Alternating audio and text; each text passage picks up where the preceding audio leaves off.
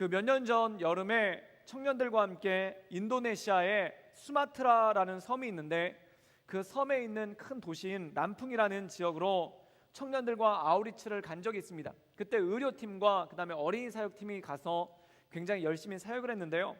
그때 저녁 사역을 다 마치고 저녁 식사도 다 끝내고 그다음에 모임을 다 종료한 다음에 쉬려고 제 숙소로, 제 방으로 돌아갔습니다. 그런데 갑자기 청년들이 각자 방으로 돌아가는 것이 아니라 저를 따라서 우르르 다 제 방으로 들어오는 거예요.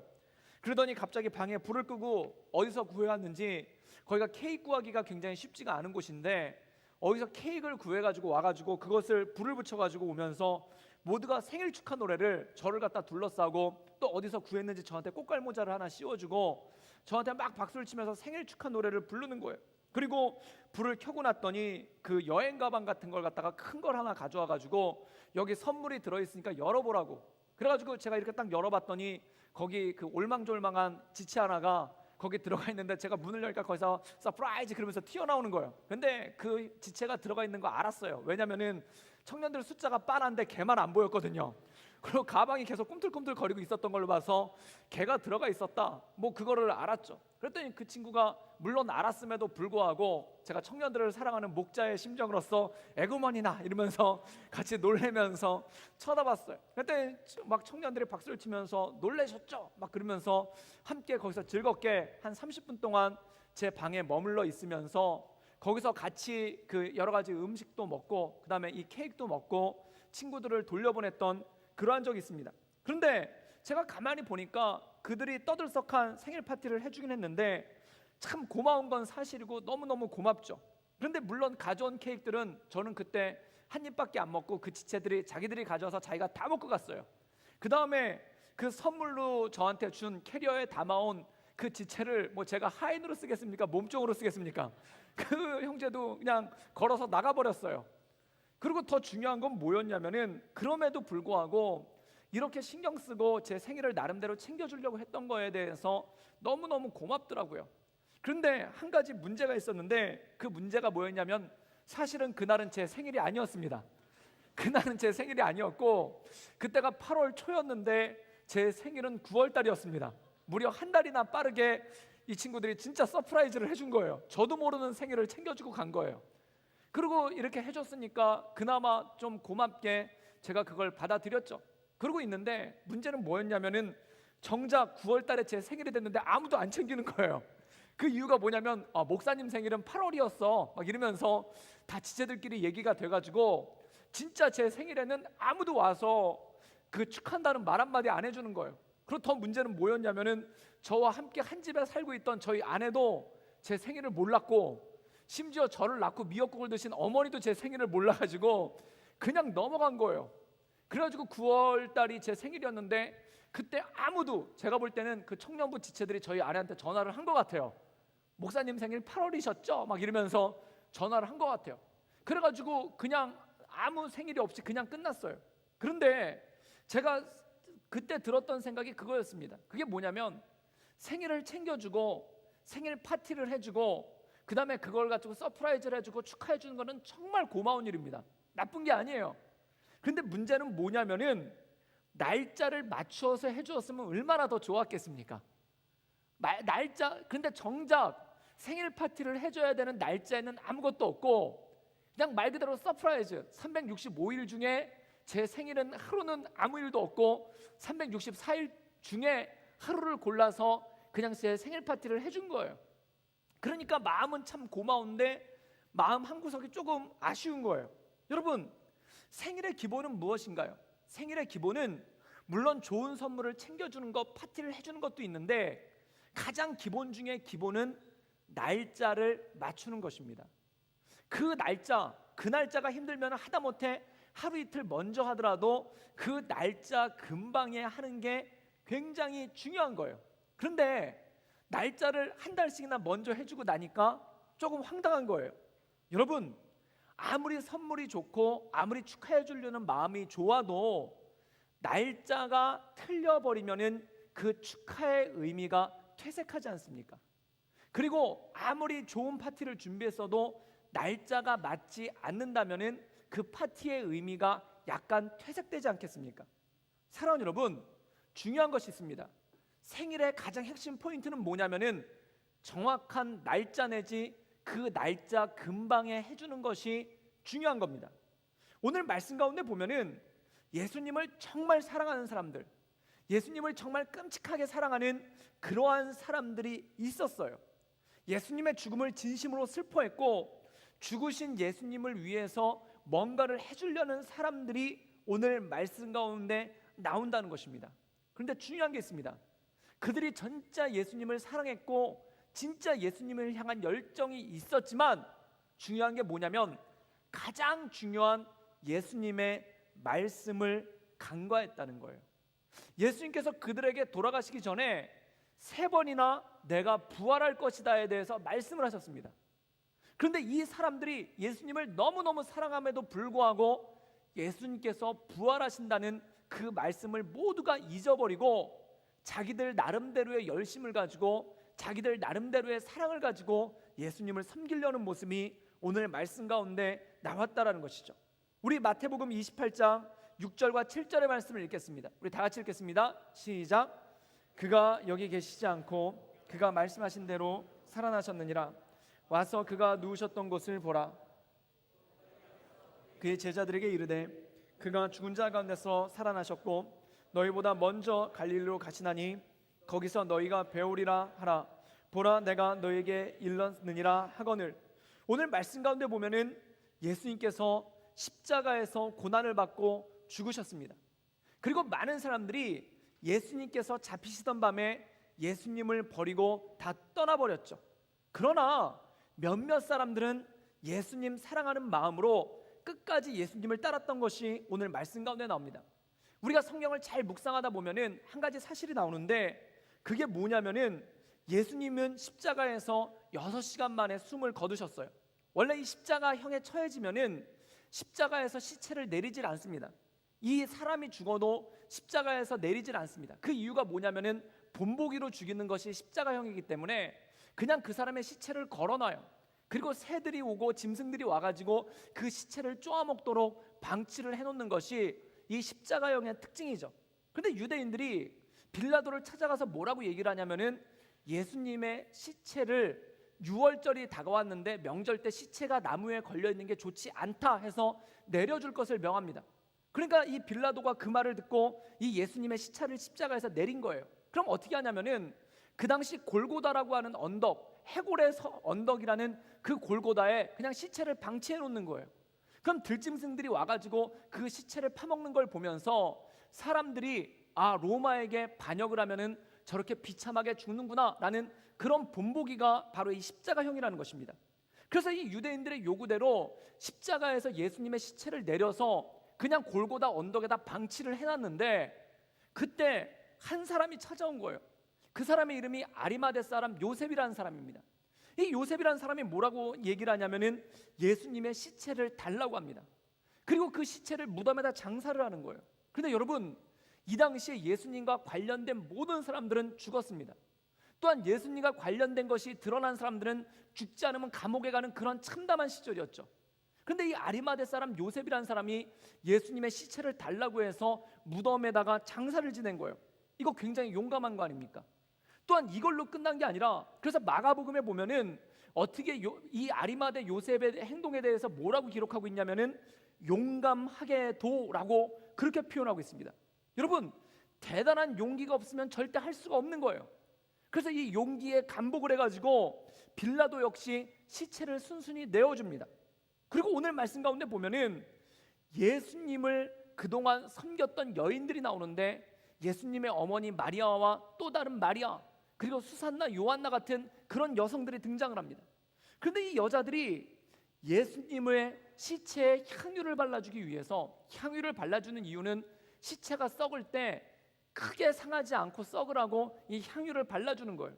그 시체에 향유를 발라주기 위해서 오늘 새벽에 로마의 군병들이 지키고 있는 그 예수님의 무덤을 향해서 나갔다는 것입니다. 여러분, 얼마나 고귀한 사랑입니까? 정말 목숨도 두려워하지 않고 예수님을 위해서 뭔가를 하고자 하는 그 열망과 그 뜨거운 사랑이 얼마나 큽니까? 제자들도 예수님을 다 외면하고 도망갔는데 이 아리마대 사람 요셉과 이 여인들의 행한 믿음의 행위가 얼마나 거룩하고 아름다운가요? 그런데 중요한 게 있습니다. 이 고귀한 사랑이 간구하고 있는 게 있어요. 그게 뭐냐면은 예수님이 돌아가시기 전에 나는 부활할 것이다 라고 반드시 말씀하셨다는 것입니다. 그런데 예수님께서 부활하신 거라는 그것을 잊고 있었어요. 예수님이 부활한다는 사실을 잊고 있으니까, 예수님의 말씀을 잊고 있으니까 그들이 자기가 할 수 있는 나름의 최선의 것을 다 한 거예요. 그게 뭐냐면 시체의 향유를 발라주러 가는 거라는 것입니다.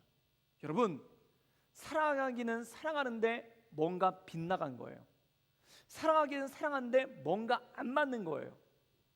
그 비슷한 장면이 나옵니다. 그게 뭐냐면 마태복음에 보면은 예수님께서 말씀을 열심히 전하고 계세요. 나사렛에서 말씀을 전하고 있는데 예수님의 어머니와 그의 형제들이 예수님을 잡으러 옵니다. 왜 잡으러 왔냐면은 예수가 미쳤다. 그래서 예수님의 가족들과 형제들이 예수님을 잡으러 온 거예요. 왜 그랬을까요? 어제까지 몫으로 일을 하고 있었던 그가 갑자기 선지자처럼 회당에 가서 말씀을 전하고 있는 거예요. 그러니까 이걸 보고 가족들이 당황을 한 거예요. 그래서 가족들이 예수님을 잡으러 나타난 겁니다. 여러분, 왜 그랬을까요?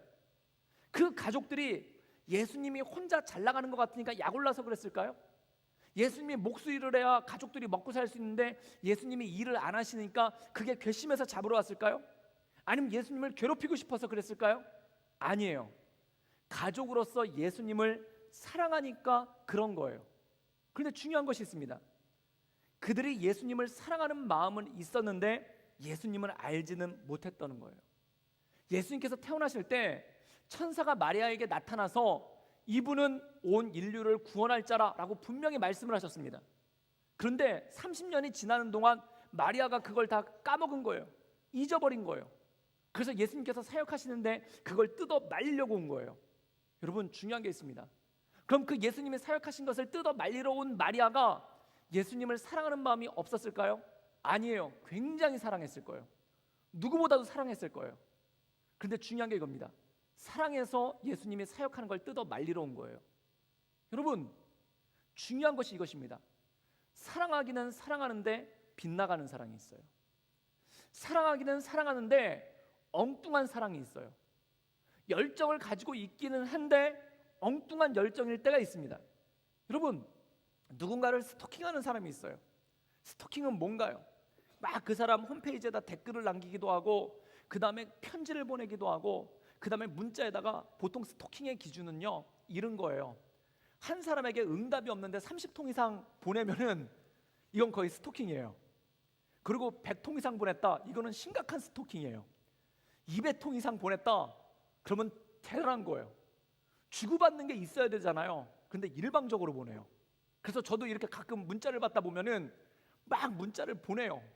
쭉 떠요. 어쩔 때는 자고 일어났는데 문자가 100통이 온 적이 있어요.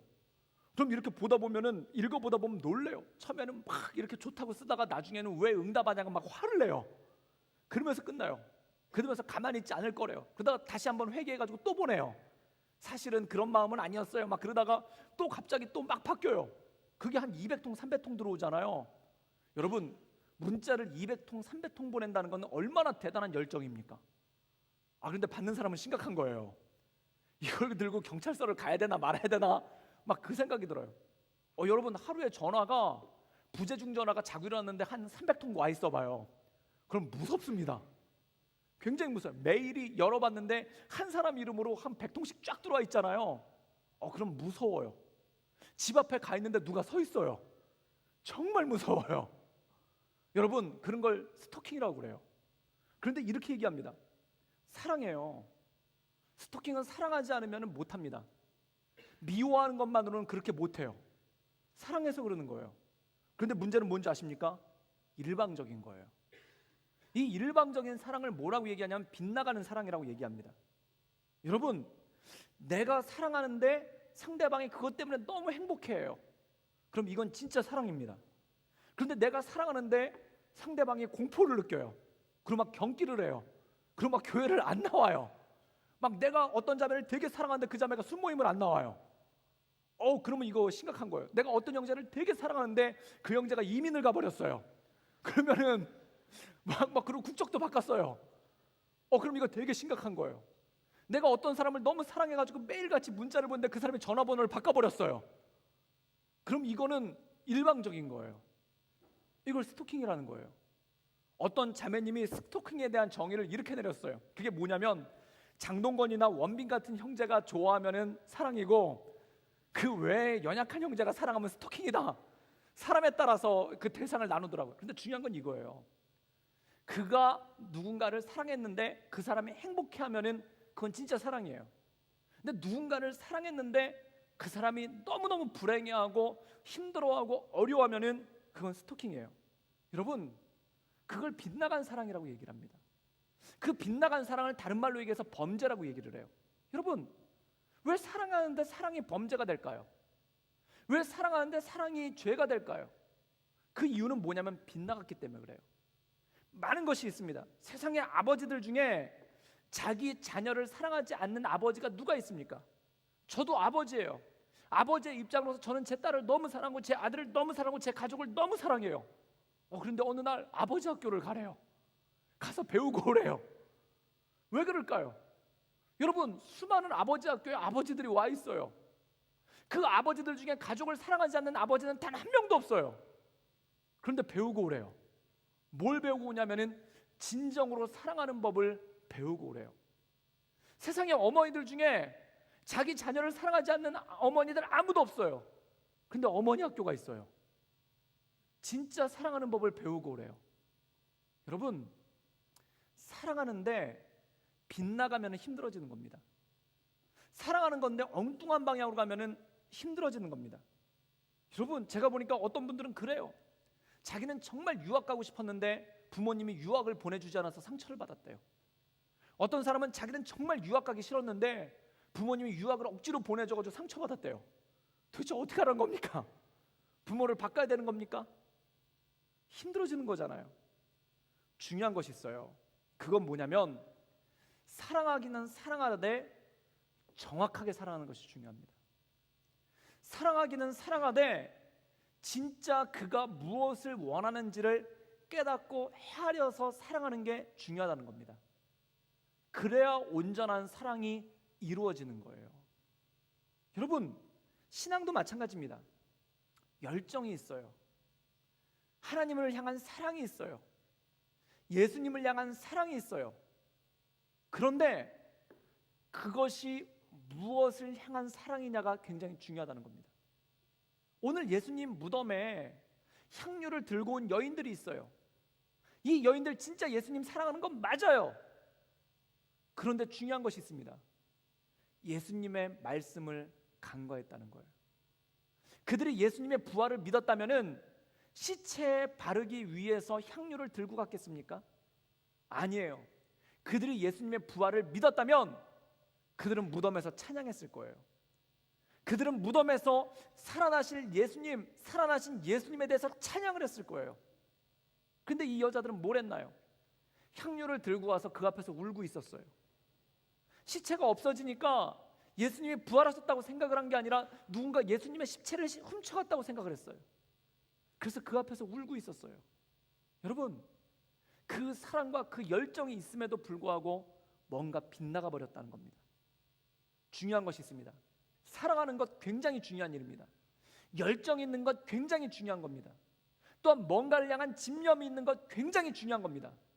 그런데 중요한 것은 이것이 방향이 맞느냐 틀리느냐, 정말 정확한 것이냐, 정말 하나님께서 기뻐하시는 것이냐, 하나님께서 원하시는 것이냐, 그 초점을 맞추는 것이 굉장히 중요하다는 것이죠. 그렇다면 주님께서 진정으로 원하셨던 것은 무엇일까요? 우리 28장 8절과 9절의 말씀을 읽겠습니다. 우리 다 같이 읽겠습니다. 그 여자들이 빨리 무덤을 떠나 제자들에게 알리려고 다름질할세 만나 이르시되 평안하냐 하시거늘 여자들이 나아가 그 발을 붙잡고 경배하니. 오늘 말씀 가운데 보면은 주님께서 그들에게 말씀하십니다. 부활하신 주님을 전하라는 거예요. 부활하신 주님에 대한 소식을 전하라는 겁니다. 여러분, 주님께서 제자들에게 부활에 대해서 말씀하시고 그 다음에 부활하고 승천하실 때, 하늘로 올라가실 때 제자들에게 이렇게 말씀하셨어요. 너희는 땅끝까지 이르러 나의 증인이 되거라. 부활의 증인이 되거라는 말씀하신 거예요. 그럼 여러분, 중요한 것이 있습니다. 주님을 가장 사랑하는 방법은 무엇일까요? 부활의 주님을 전하는 것입니다. 그럼 부활의 주님을 전한다는 것은 무엇을 의미할까요? 우리가 노방전도를 하고 어떤 퍼포먼스를 하고 사역일을 가지고 전하는 거 굉장히 중요한 겁니다. 그건 너무너무 중요한 거예요. 그런데 더 중요한 것이 있습니다. 우리의 삶 가운데 예수님을 전하는 것이 중요하다는 것입니다. 저는 여러 번 말씀드렸는데 초대교회 성도들의 예수님을 초창기에 믿은 사람들의 90%가 노예들이었어요. 그 당시 노예는 사람이 아니에요. 임금을 받는 노동자도 아니에요. 평생 주인을 위해서 일하다가 맞아 죽거나 팔려가거나 아니면 비참한 최후를 맞이하는 게 노예예요. 여러분, 노예에게 어떤 인생의 희망이 있을까요? 노예에게는 아무런 희망도 없어요. 스스로를 구원할 능력도 없고 스스로가 그 어려운 환경에서 벗어날 능력도 없어요. 좋은 주인 만나면 좋은 거고 나쁜 주인 만나면 인생이 가장 비참해지는 거예요. 그게 노예예요. 그런데 초대교회 성도의 90%가 노예들이었어요. 그런데 그들이 복음을 전했습니다. 무엇으로 복음을 전했을까요? 저는 한번 이런 적이 있습니다. 제가 대학교 다닐 때 아르바이트를 한 적이 있어요. 그 아르바이트가 뭐였냐면은 원래 치약을 4개 파는데 행사 기간이라서 하나를 더 묶어서 5개를 파는 행사가 있어요. 그걸 갖다 마트에다 보내는 건데 제가 보니까 이게 어디서 배달 사고가 났어요. 그래가지고 그 마트에 한 100상자만 가야 되는데 주문을 잘못해서 1000상자를 보냈나 봐요. 그래가지고 과잉 생산을 하니까 900개가 남아 돌잖아요. 그래서 그것 때문에 다들 힘들어하는 거예요. 거기에 제가 아르바이트를 하러 간 거예요. 그래서 이 900개를 갖다가 그 회사에서, 그 치약 회사에서 소화를 하려고 다른 마트에다 하나씩 다 덤으로 껴서 주는 작업을 하는 거예요. 그래서 어떻게 했냐면은 각 마트에 보냈던 치약을 갖다 다 회수를 한 다음에 걷다가 900개를 갖다 하나씩 잘라가지고 이 테이프로 붙이는 작업을 한 거예요. 근데 그걸 빨리 해결을 해야 된다고 그래가지고 저를 아르바이트생으로 써가지고 제가 가가지고 거기 가서 그걸 갖다 회사 한쪽에 이렇게 쭈그리고 앉아가지고 그걸 붙인 거예요. 근데 저 혼자 하니까 안 되죠. 그러니까 거기 회사 직원들이 다 나왔어요. 제가 보니까 그 사고를 친 부서 직원들이 한 10명쯤 되는 것 같은데 그 사람들이 다 나와가지고 야근을 하면서 그걸 다 붙이고 있는 거예요. 저도 그걸 붙였어요. 그걸 붙이는데 밤을 새야 된다는 거예요. 그래가지고 그걸 갖다가 막 이렇게 막 붙이고 있는데 막 붙이면서 막 제가 그때 저보다 나이들도 많은 사람들인데 제가 그때 군대 휴가 나와가지고 그걸 붙이고 있었거든요. 그래가지고 저는 휴가 나와가지고 아르바이트를 하고 살았어요. 그래가지고 그걸 갖다가 휴가 나와가지고 이렇게 붙이고 그러고 있었는데 그 10명쯤 되는 사람들, 저보다 돈도 훨씬 많이 버는 사람들이고요, 저보다 공부도 훨씬 더 많이 하는 사람들이고요, 저보다 훨씬 좋은 직장에 있는 사람들입니다. 그런데 그 사람들이 한국의 치약 만드는 회사는 다 대기업이에요. 그 대기업 중에 하나예요. 거기 온 사람들이 다 그걸 갖다 막 붙이면서 욕을 해대면서 붙이는 거예요. 왜 이런 사고가 났느냐부터 시작해가지고 욕을 해대면서 그걸 붙이고 있는 거예요. 그때 제가 그걸 옆에서 붙이고 있었어요. 12시가 넘어가니까 사람들이 다 맨정신이 아니에요. 다 해롱해롱해져서 욕할 기운들도 다 빠졌어요. 그런데 거기서 진짜 사람의 본심이 나오는 겁니다. 제가 찬양을 했어요. 나의 영원하신 기억 막 이러면서 막 찬양을 막 하면서 막 이걸 붙였어요. 그리고 기쁜 찬양을 했어요. 그리고 막 이렇게 콧노래를 부르면서 예수님 믿으세요 막 이런 찬양인데 그걸 붙이면서 또 막 찬양하다 보니까 발박자를, 손은 일하고 입은 노래를 부르고 발은 박자를 받치면서 막 쿵따랑쿵따쿵딱딱 막 이러면서 이걸 붙였어요. 그때 그걸 딱 붙이고 있으니까 옆에서 그걸 같이 붙이고 있던 과장님이 그러는 거예요. 좋냐? 막 이러면서 물어보는 거예요. 넌 뭐가 좋냐? 그 사람들이 알거든요. 제가 군대가 들어가가지고 내일 모레 복귀를 해야 되는데 밤새워서 이거 붙이고 있는 걸 알거든요. 그러니까 그 사람이 묻는 거예요. 뭐가 넌 그렇게 좋냐? 막 이렇게 물어보는 거예요. 뭐가 그렇게 행복하냐? 그때 제가 그렇게 얘기를 했어요. 저는 예수님 믿는 게 너무 행복합니다. 그랬더니 그 사람이 저를 다른 눈으로 쳐다보더라고요. 여러분, 우리 삶 가운데 진짜 복음을 전할 수 있는 능력은 뭘까요?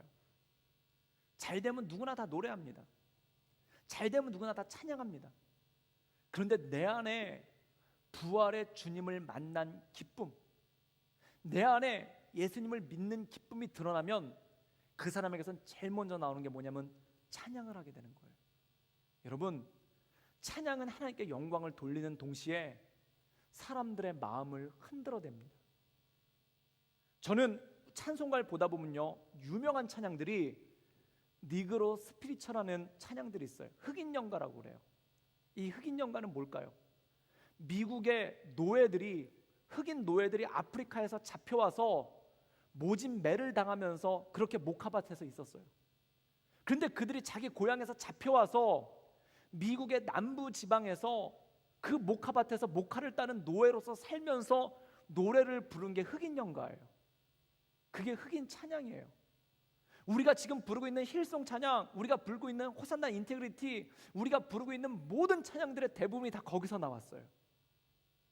여러분, 그걸 부르면서 노래를 부르는 거예요.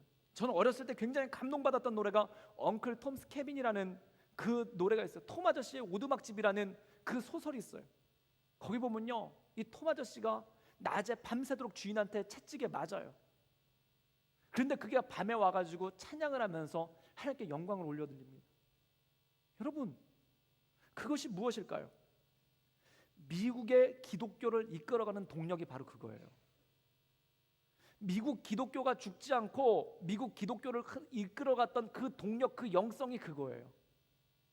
19세기 말에 미국 교회는 다 망했다고 그랬어요. 그런데 미국에서 LA에서 부흥운동이 일어나는데 조셉 윌리엄스 시모라는 사람이에요. 그는 노예 생활을 겪었어요. 노예 생활을 겪으면서 너무 매를 많이 맞아가지고 왼쪽 눈이 한쪽 눈을 멀었어요. 한쪽 눈이 없어요. 그리고 그가 어디서 살았냐면 LA, 지금은 LA가 살기 좋은 도시가 됐지만 그 당시 서부 시대, 서부의 제일 끝에 있는 LA는 그냥 쓰레기 더미 황무지 도시예요. 이민자들의 도시고 변변한 건물조차도 없는 곳이에요. 그곳에 아주사 거리라는 정말 허름한 거리가 있는데 그 아주사 거리의 창고에서 이 사람이 흑인 노동자들과 함께 기도를 했어요. 그게 오순절 운동의 시초예요. 성령 운동의 시초예요. 그것이 20세기 교회 부흥을 새롭게 이끌기 시작을 했고 지금의 미국에 부흥하는 모든 교회들이 거기에 뿌리를 두고 있어요. 여러분, 신앙이란 이런 것입니다. 주님께서 진짜 기뻐하는 것이 그것입니다.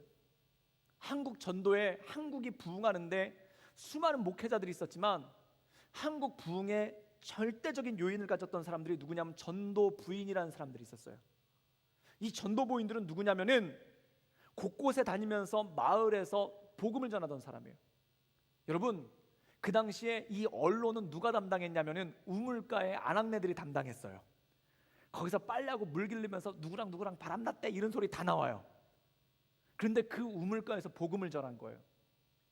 그런데 이 사람들이 거기서 어떻게 했냐면은 길거리에 버려진 고아들을 돌보고 쫓겨난 아낙네들을 돌보고 잔치집에 찾아가서 일을 해주고 거기서 얻은 음식을 가지고 사람들한테 나눠주면서 복음을 전했어요. 그 대표적인 사람이 누가 있냐면은 문준경 전도사님이라는 분이 있어요. 이 문준경 전도사님은 전라남도 신안군 증도라는 섬에 살았는데 그 증도라는 섬이 지금도 있습니다. 그런데 놀라운 게 뭐냐면 증도와 그 일대 섬의 복음화율이 90%예요. 우리나라에서 가장 복음화가 잘 된 곳이 그곳이에요. 거기는 수요일날 저녁에 장사하지 않아요. 담배집과 술집이 망했어요. 그래서 그 증도가 지금은 청정섬이라고 해가지고 자동차도 못 들어가고 사람들이 다 자전거 타고 들어가요. 그런데 그 청정섬이 됐는데 거기 기독교인이 90%예요. 그런데 어떻게 거기가 90%가 됐냐면은 100년 전에 거기서 복음을 전하던 문준경이라는 전도사라는 여인이 있어요. 근데 이 여자의 삶을 보면 참 불행합니다. 17살, 100년 전이니까 그렇죠. 17살에 시집을 갔는데 시집을 가자마자 남편이 바람이 나가지고 다른 여자랑 도망을 갔어요. 결혼을 하러 갔는데 이 결혼하러 간 날 남편은 없는 거예요. 시부모님을 모셨어요. 그 시부모님을 남편도 없이 몇 년을 모셨냐면 20년을 모셨어요. 그리고 20년을 모시다가 시부모님이 다 돌아가고 나니까 이 남자가 남편이 다른 여자를 데리고 와서 이 부인을 쫓아낸 거예요. 그래서 아무것도 없이 쫓겨났어요. 그래서 그때 옆에 이 증도 앞에 있는 도시 목포에 가가지고 거기서 뭐라고 살았냐면 쪽방을 얻어가지고 바느질을 하면서 살았어요. 얼마나 기구하고 힘든 삶입니까? 그러다가 이분이 이성복 목사님이 인도하는 집회에 가서 예수님을 믿고 전도자가 됐어요. 바느질을 하면서 먹고 살았는데 신안군과 일대 섬마을을 돌아다니면서 100여 개가 넘는 교회를 개척하거나 도왔다고 해요. 그리고 그때 그분에게서 전도된 분이 있는데 김중곤, 정택이, 이만신 같은 목사님이에요. 이 김중곤 목사님은 아마 모르시는 분들이 많을 텐데 이 김중곤 목사님이 훈련시킨 목사님 4명 있는데 그게 누구냐면 하용조 목사님, 옥하는 목사님, 이동원 목사님, 홍정길 목사님입니다. 이분들의 영적 스승이 바로 김중곤 목사님인데 이 김중곤 목사님을 전도해서 예수님을 믿게 한 사람 이 문준경이라는 그 여자 전도사님인 거예요. 김중곤 목사님이 이 문준경 전도사님에 대해서 글을 썼어요. 뭐라고 글을 썼냐면은 이렇게 수레를 했습니다. 내가 신학교를 졸업하자 몸이 약하니 공기 좋은 섬에 와서 좀 휴양하라고 권해서 나는 친구 목사를 데리고 문 전도사님 집에서 3개월 동안 묵은 적이 있었다. 그런데 그녀의 집은 집이라기보다는 병원이었고 복지관 같았다. 그 집에는 항상 3명에서 4명의 갈 곳 없는 여인들이 묵었고 마을 사람들이 그 집에 와서 상담을 받곤 했다. 문 전도사님은 밤낮을 교회에서 살면서 새벽 예배가 끝나면 큰 바구니 같은 것을 들고 나가 잔치집, 제사집에 남은 음식을 거두어 가난한 집에 나누어주는 대신 거지였다. 그 바구니 속에는 어디서 구했는데 약들을 가지고 있어서 병든 사람들이 있으면 그들에게 약을 나누어 주었고 약이 없을 때는 만져주기라도 했다. 그런데 놀라운 것은 그렇게 만져주기만 해도 사람들이 병이 잘 낫는다고 병자가 있으면은 의원을 찾기보다 문 전도사님을 먼저 찾아왔다. 그녀는 초상집에 찾아가 위로했고 싸움하는 집에 가서 화해를 시켜주었고 모두 가난과 고통에 자기의 피부를 맞대고 살았다. 그녀는 산파, 아기를 받는 사람이죠. 산파가 아니었으나 아기를 받는 것을 누구보다 잘했다. 그 마을은 미신이 많은 곳이었다. 재앙을 입고 어려움이 있으면은 무당을 불러 구슬하는 것이 하나의 습관이었다. 그러나 많은 집에서 무당 대신에 문전도사님을 불러 기도를 요청했다.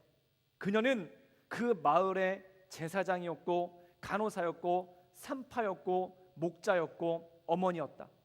그런데 6.25 때 신안군과 증도 일대에 공산군이 점령하였다. 복음을 전한다는 이유로 공산군에게 잡혔고 결국 공산군들에게 모진 고문을 받고 신안군의 한 해변에서 사형을 받았다. 죄목은 새끼를 많이 깐 씨암탉이라는 죄목으로 순교를 당했죠. 그래서 그 순교당할 때 장면을 이렇게 묘사합니다. 찔리고 맞으며 짐승처럼 끌려갔다. 죽창에 찔리고 발길로 채이고 총대에 맞고 반죽음이 되어서 마지막 유언으로 그들을 용서해달라는 기도를 드렸다. 그녀는 죽기 전에 내 몸을 받으소라는 신음과 함께 모래사장에서 공산주의자들의 죽창에 찔려 죽었다. 이때 문준경 전도사님의 나이는 59세였다. 1951년 순교 1주년이 되어서 그 일대 교인들이 모두 나와 그녀를 애도하였다. 수만 명에 이르는 사람들이 그녀의 추도식에 참석했다고 한다. 그리고 김중곤 목사님이 이런 시를 읊었어요.